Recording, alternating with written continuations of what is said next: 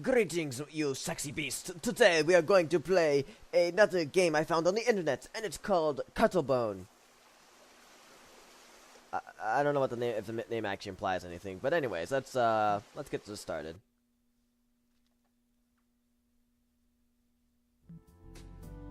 Okay, pushing for myself from the wall, I get up on my feet. Well, okay, we just get right into this. Okay then. To my right, the sprawling patio and the sea in the distance. To my left, the maze of walls and corridors of the complex. I do a quick scan of the surroundings to see if anything has changed. Nope, nothing. Well, we just jumped right into this. That's fine. In a couple hours, there'll be plenty of movement here. Right now, it's still too early for most people to be walking about. With school being closed for the summer, the usual torrent of students is absent. That's why I'm out here. Well, my brain was restlessly thinking about the day ahead and didn't let me get much sleep. School start tomorrow? I haven't left the complex in a while, which makes this a significant change of pace for me. I was out with a fractural arm until recently, so my summer vacation has been mostly happening indoors. Nothing wrong in that. Not terribly exciting. Anyways, in reality, I didn't need to be here right now, but since I couldn't get back to sleep, I figured I might as well finish getting prepared. At the moment, my state of preparedness is not prepared. Well, mostly prepared. I've got my backpack, stuff with a beach towel, a spare shirt in case it ends up being necessary, my home keys, and my bus pass. Oh, is he going to the beach? Well, okay. The rest of the gear, swimming trunks, a t-shirt, flip-flops, I'm already wearing. The missing link is food. Today's trip was only decided late yesterday, at a point where the convenience store was already closing down. I checked my pantry and there was very few things in there that would make suitable picnic food. Are you going out on a date with your girlfriend? Oh wait, I don't know if I'm a guy or girl yet. I had some cookies, but not exactly lunch appropriate. A few bottles of water was just about all I could find. And now here I am, waiting for the grocery store to open, so I can get myself some proper food to take with me. Oh, he's at the grocery store. Okay, that's the grocery store? It looks like the apartments. Some bread should do. I lean over the balcony and take another look around. Still nothing but the birds. I peek at my watch telling me it's almost time. Shoo. Oh, it's Shoo. Should be any minute now. The chilly morning air sends a small jolt down my back. When I think of Shoo, I think of the guy from Nisekoi. Raku's best friend, I believe. I forgot to check the weather forecast, but the sky right now is any indication. It should be a nice day. The silence is finally broken by the sound of footsteps. The noise spreads out from the corridors to my left. There we go. A familiar comes into view, carrying a small pouch and a stacked keychain in hand. Who the? I raise my hands to shoulder level in a gesture of surrender as the man approaches the locked door I'm standing by. I come in peace. What are you doing here so early, boy? I didn't take you in for an early riser. I'm not. I just couldn't get much sleep last night, and I need to grab a couple supplies before I head out in a little bit. I see. If you're looking for some croissants, you're out of luck. Those are still going to take an hour to cook. That's alright. Bread will do just fine. You do have that, right? It's right behind you. Speaking of which, could you help me bring that and the pastries inside? Sure. Resting atop a big flower pot in the ground is a blue basket covered by a thin sheet of white paper. On top of it lies a translucent bag with bread. I adjust my backpack and take hold of the basket. Mr. Takazu unlocks the door to the shop and disappears inside. After a few seconds, the lights start to come on. Enter the shop and follow him into the main counter. I carefully drop the basket on the back table he's pointing to. Thanks. Say, where did you mention we were going? Mr. Takazu disappears behind the counter and starts to fiddle with the machines, getting everything ready for business. The beach. I got coursed into by Inami. We're taking the bus in a little bit, so that's why I'm here this early. Inami, okay. Girl, probably. The bus, but we have a beach 15 minutes away. We're going to the other one. Why not this one? I actually forgot why exactly, but Inami said that there was something she's looking for in that one that isn't at this beach. Okay, okay. Something that the other one has that this one doesn't? Oh, oops, wrong. I forgot to switch this guy's voiceover. Yeah, I'm blinking what it was, but I recall it making sense. Huh, well, good luck finding whatever it is you're looking for. Thanks. Give me a second, I'll get your bread. How many of them did you say you want? Like a loaf of bread? Probably one? two should do. He reaches over a box and removes a pair of clear gloves, then takes the bread from a plastic bag and puts it in his bread basket. Oh, like maybe a little loaf? Okay, I can see where two comes in. That reminds me, do you still have those cartons of grape juice? The ones on display are all gone. There might be a few left in the back. Give me a minute, I'll go check. How many do you want? Just one. After he separated my bread, he goes into the back room. Is this the one? He returns holding a purple-colored juice box.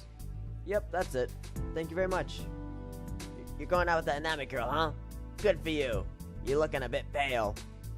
My daughter's going out with her boyfriend today, too. My daughter's? Okay. Says she's helping with the move. The boy's family's coming to Block F. Oh, down the street? Oh, is this like a apartment complex slash like grocery? I don't know yet. Yes, the newest block. So that's what Shiori is up to. Anyway, thanks, Mr. Takazu. But I should be heading on back. Inami will be here soon, and I've yet to prepare my food. Did you pay for your food, buddy? Sure. You guys should all go out together next time. I'm sure we will soon. Alright, later, Mr. Takazu. I nod towards him and head next to the shop with my fresh bread and juice in hand. Didn't you pay him? Okay, time to stuff this with something. I'm pretty sure I have a bit of ham and cheese left in the fridge. I'll use that. Okay, alright, I thought he'd pay for it, but okay. Turned out there was no cheese, so much for that. I ended up just dabbing a bit of butter and a slice of ham on each sandwich. It's not bad. If you toast it, that'd be really good. A bit on the light side, but I'll live. Now more importantly, where is that woman? She seemed too excited about the trip that I've forgotten about it. And again, she's a heavy sleeper. Is she gonna run with us with her bread in her mouth saying Chikoku Chikoku? Actually, you know what? That's for school. I'm late for school. Never mind. I hope I don't have to resort to dragging her out of bed. I don't know if you want to enter a girl's room and wake her. I don't know. That'd be an interesting twist. I'll give her 10 minutes. As I take another glance at the time, I can hear a fade-in of hurried steps from upstairs. Okay, so she lives above you? Meep Meep? The fuck's Meep Meep? The way guest makes her entrance. I bet she's wearing short shorts. Wow. This is a kawaii girl. Yeah, those are definitely short shorts. And that pose just says a lot, too. Anyways, morning, Shu! She jogs with her backpack on her shoulder. What backpack? Sporting a sleeveless top and, of course, short shorts. Is he complaining about this or something? There you are. I looked over to your balcony before leaving and the blinds were closed. I was thinking you might have slept in. Inami lives on the apartment block adjacent to mine, and our bedroom balconies face each other. Of course they do. The gap distance is short enough to be able to see one another and talk, but slightly too large to cross over. We'll just put a plank over and walk across. Nope, I left the blinds closed so as not to wake up Kiri, your little sister, maybe? Kiri is her androgynously named parrot. Never mind. Parakeet. She had him for years now. Her parents bought him as a birthday present for her, and she's been in love with that blue feathered ball ever since. Does he not like it? Oh yeah, but aren't birds supposed to wake up at sunrise? Not this one. He sleeps well into the morning. Anyways, forget that. Are you good to go? The bus is coming real soon. Why is she moving? Like, is she supposed to be swaying? Okay. She hops from leg to leg, visibly excited. Okay, I can understand that movement now. Yeah, I was just waiting for you. In fact, I was stealing myself to go wake you up, but thankfully that won't be necessary. Oh, what, is it like last time he wakes her up or something? Something happened? Sorry to disappoint. You can do that tomorrow, though 9 a.m. sharp. Thank you very much. I'll pass on the offer. Ow, my nose is itchy, guys. Sorry about that. Drats. She lets out a smile of amusement. Let's get going, then. Yep. We descend the stairs to the ground floor. Although my body is a little sore, this weather has me in good spirits. Today should be a good day.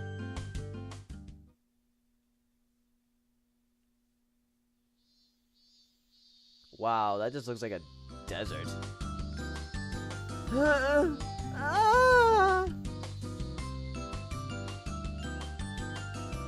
After setting foot off the bus, we both find ourselves stretching. The distance from our stop to here isn't too large, but the bus took all kinds of detours along the way. At some point, I even wondered if we were going the right way, but we got here eventually. Ah, that feels nice. Oomph. My neck cracks audibly as I turn my head side to side. That's the neck cracking? Okay, I got my sound effects off then. That was weird though, there were barely any people on the bus. I would have expected more folks to be out and about. Oh yeah, you're right. Maybe people went elsewhere. I can't think of anything. Could be that this bus route just isn't popular? Since the city's over the opposite way and all. Well, that's fair enough. The city's where all the shopping malls and businesses area are. It's always teeming with people of all ages. That could be very well be it. I hadn't thought of that. Wait.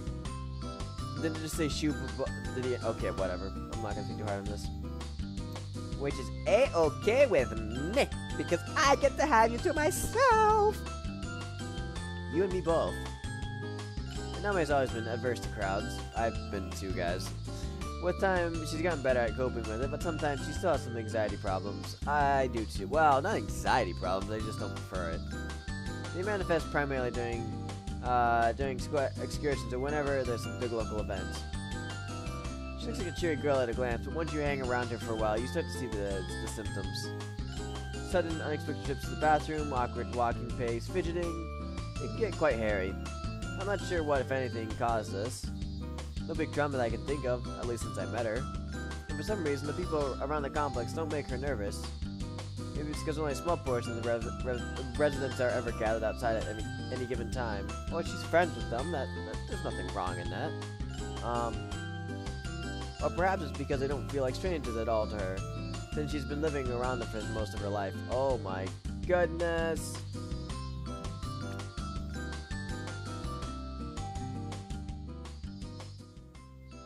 There we go. That music's loud in my ear. Sorry about that, guys. Anyways. Either way, the situation is good. It means she'll be more relaxed, which also puts me at ease. I raise my arm to shield my eyes from the sun and take a look over the periphery? Over my periphery?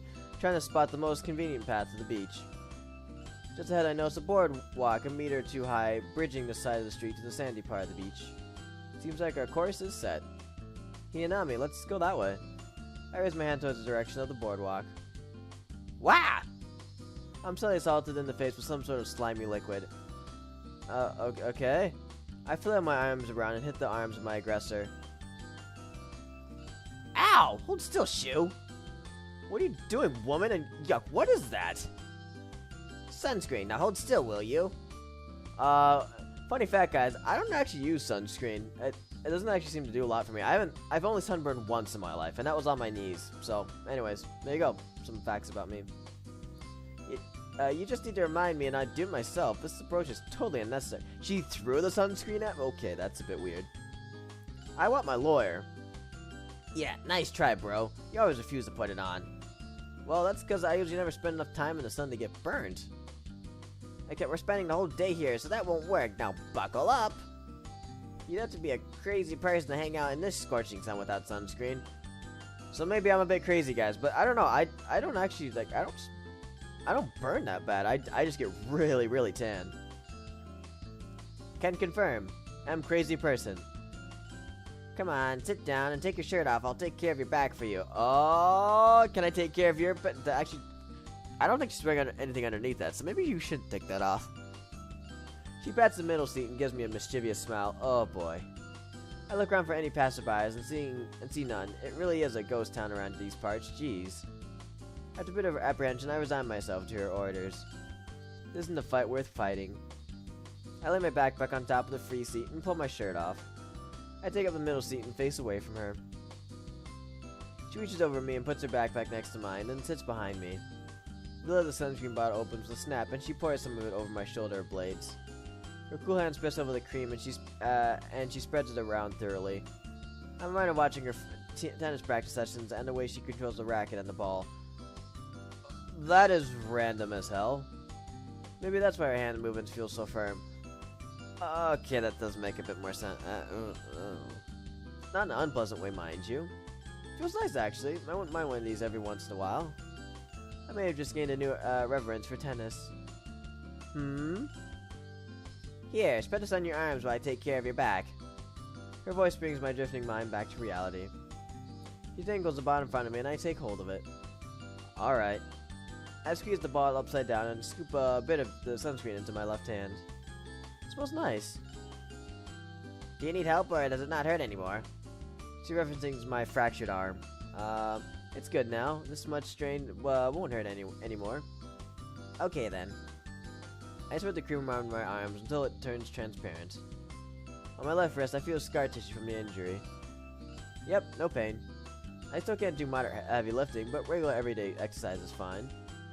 I use leftover sunscreen on my hand to take care of my calves. And done. See? That wasn't so bad, now was it?